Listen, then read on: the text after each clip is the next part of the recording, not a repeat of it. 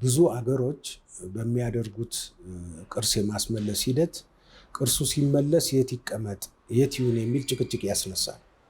ስለዚህ እኛ ምንድነው ያደረግነው? ሄሪቴጅ ሴንተር እዚህ ግሎባል ብላክ ሚውዚየም ኢትዮጵያ ላይ እንዲሰራ ነው ዋናው ዓላማችን። ስለዚህ በዓለም ላይ ያሉ ቅርሶች የጥቁር ቅርሶች በሙሉ እዚህ ኢትዮጵያ ላይ ግሎባል ብላክ ሚውዚየም ስለምንገነባ ለዛ የሚሆን ቦታ የከተማ አስተዳደሩና መንግስት እንደሚሰጠን ያው በሂደት ላይ ነው ያለነው። በዓለም ላይ ያሉ በዌስት አፍሪካ፣ በሴንትራል አፍሪካ በሁሉም የተዘረፉ ቅርሶች እዚህ በመምጣት ለአጥኚዎች ለሁሉ ነገር ክፍት እንዲሆን በአፍሪካውያንም በሙሉ የራሳቸው ቤት መጣ ማለት ነው። ስለዚህ እነሱም ደግሞ በኮፒ ደረጃ ሌሎች ሀገሮችም ደግሞ ከፈለጉ በየባይላተራል በሆነ ከኛ ጋር ዲል ያደርጋሉ ማለት ነው።